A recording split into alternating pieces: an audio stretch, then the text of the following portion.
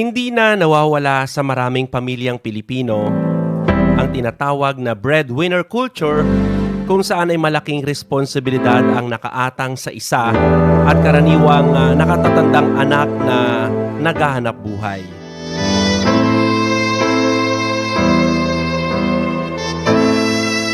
Makatarungan ba ito? Makatarungan ba ito o isang uri ng pang-aabuso? Kailan nga ba natatapos ang obligasyon ng anak sa kanyang pamilya? Pakinggan natin ang kwento ni Rona at Mike, magkasintahang may magkasalungat na karanasan at pananaw tungkol sa pagiging breadwinner. Dito lang sa programang inaabangan tuwing Sunday afternoon, ito ang kwento ng tunay na buhay at mga karanasang makaka-relate ka. Ito ang DJ RG Special.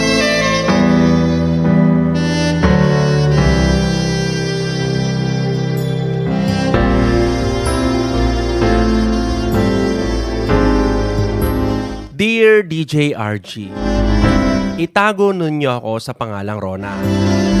Isa akong licensed professional teacher pero almost 10 years na akong hindi nagtuturo mula nang nag-resign ako sa pinagtuturuan kong private school. Nag-focus ako sa pagiging online seller and I would say na mas naging financially stable ako sa pagtitinda. Unti-unti napalago ko ang aking online business. Nakakapagbigay ako sa parents ko para sa pag-aaral ng mga nakakabata kong kapatid DJ. Ako ang nagpipilit sa mga magulang ko na magbigay. Okay na raw na para lang sa sarili ko ang kinikita ko dahil parehas naman silang may trabaho. Nag-insist lang ako dahil sobra rin naman ang income ko sa living expenses ko. Sa mga magulang ko natutunan ang halaga ng pag-iimpok. Itinuro rin nila sa akin ang maging financially independent, taliwas sa breadwinner mindset ng ilan sa atin. Ngayon pa lang dapat binibuild ko na ang sarili kong bahay para sakaling magkapamilya na ako, hindi ko gagawing palabigasan ang magiging mga anak ko. Na ang pagbibigay sa magulang ay ginagawa out of love and gratitude, hindi dahil obligasyon mo ito. Ito rin ang mindset na tinuturo ko sa boyfriend ko na si Mike.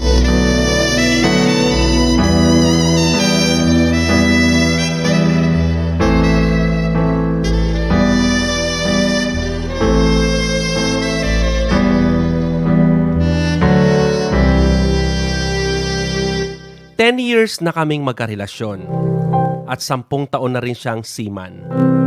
Sa tagal niyang pagtatrabaho, halos wala pa siyang naipupundar DJ para sa sarili niya. Lahat kasi ng sinasahod niya napupunta sa mga magulang at mga kapatid niyang may mga sarili na rin namang mga pamilya. Ginagawa niya yun dahil inuobliga siyang magpadala ng regular. Nakapagpatayo naman siya ng bahay para sa mga magulang niya. Napatayuan niya rin ang half-concrete na bahay ang dalawa niyang mga kapatid na may mga kanya-kanya namang sariling pamilya.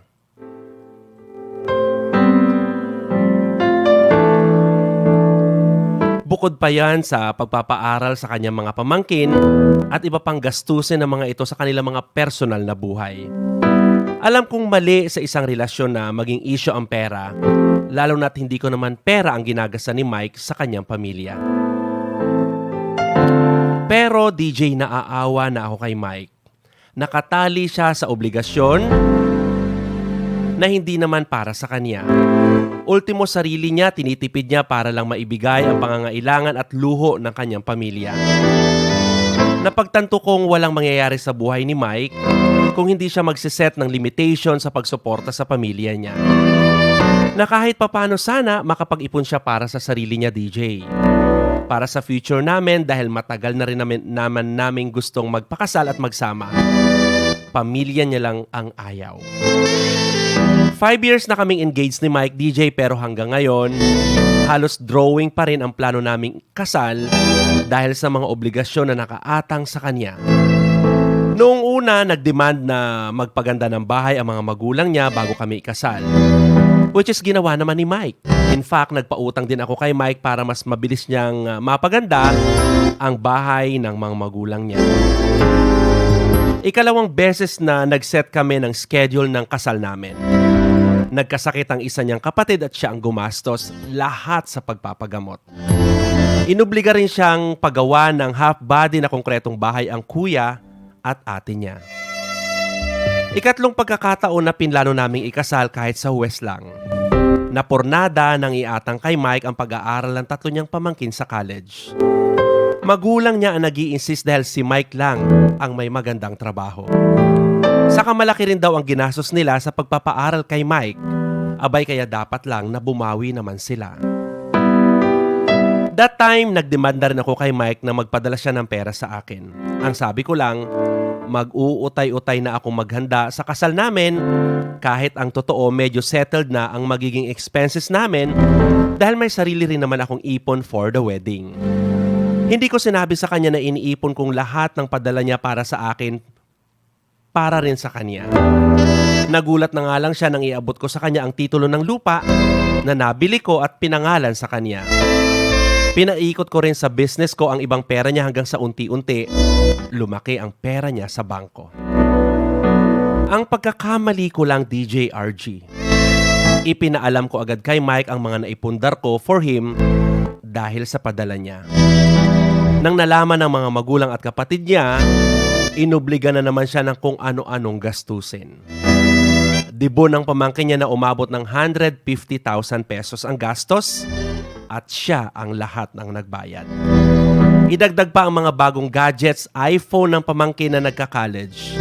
Ultimo pang reband ng hipag niya sa kanya pa hinihingi. Nang nalaman kong nabawasan ang savings niya sa bangko, nagkaroon kami ng malaking pagtatalo. Pero ang naging mitsa ng hiwalay namin na inang pilitin siya ng magulang niya na isangla ang lupang binili ko gamit ang savings ni Mike.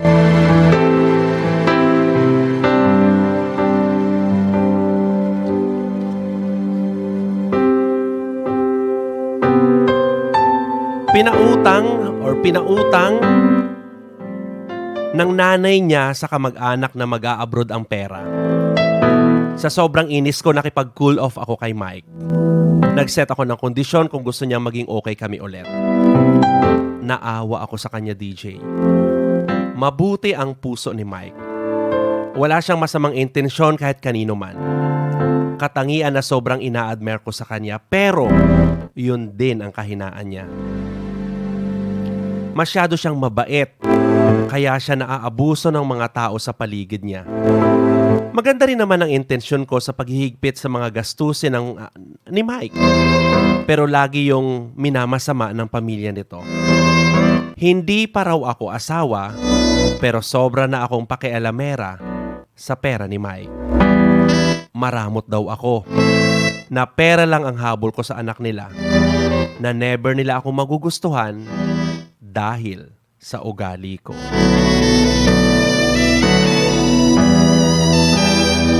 DJ, nasaktan ako. Pamilya pa rin sila ni Mike. Pamilya ng lalaking mapapangasawa ko. Gusto ko lang sana na ma-realize nila na may sariling buhay si Mike. May sariling plano para sa amin. Darating ang panahon na bubuo ng sarili niyang pamilya. Sana naman hayaan nila ang tao na maglaan para sa sarili niya at sa kinabukasan niya. Nagkaayos kami ni Mike, DJ, bago ang huli niyang sampa sa barko. Bago siya umalis, nagkasundo kami na ako ang magmamanage ng portion na pinapadala niya. Natubos ko ang lupa ni Mike. Nakapag-ipon ulit ako ng pera na pinapasok ko sa bank account niya na ginawa kong joint account namin. Para na rin sigurado.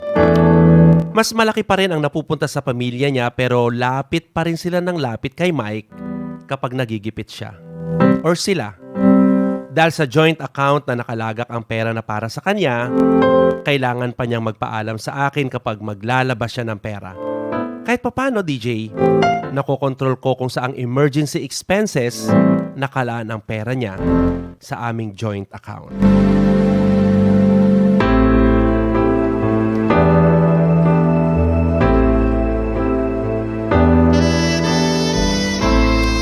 $20% lang ang pera ni Mike na napupunta sa joint account namin.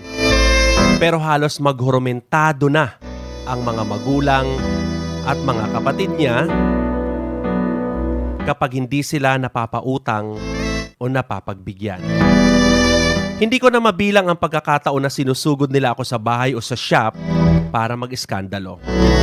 Sisigawan ako na mukha daw akong pera, makapalang apog, gold digger, swapang, at kung ano-ano pang masasakit na salita.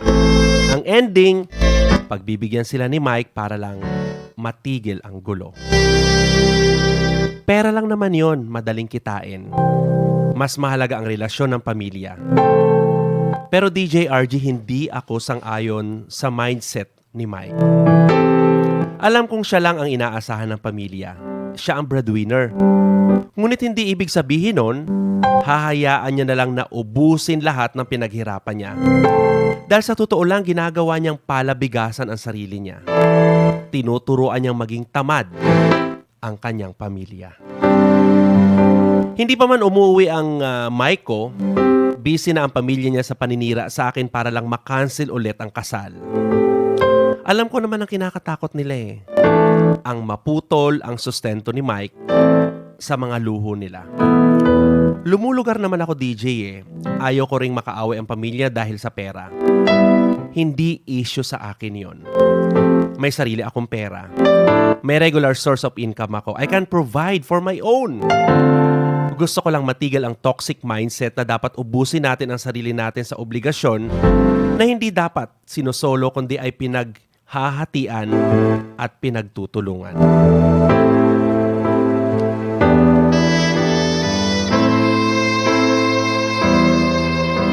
Buong puso kong pakakasalan si Mike. Pero alam mo, DJ, may agam-agam pa rin ako. Mahal ko siya, pero kalakip ng pagmamahal ang alinlangan sa magiging future naming dalawa. Ayaw kong dumating sa puntong papipiliin ko si Mike sa pagitan ko at pamilya niya. DJ, tama bang ituloy ko pa ito knowing na mas malaking problema ang haharapin ko kapag mag-asawa na kami? Paano ko puputulin ang breadwinner mindset ni Mike kung ganito yung sitwasyon? Sana mabigyan nyo naman ako ng tamang advice sa dapat kong gawin. Nahihirapan na po ako magdesisyon. Kaya please sa inyong mga listeners, tulungan nyo ako. Umaasa sa inyong payo. Ito po si Rona ng Oriental, Mindoro.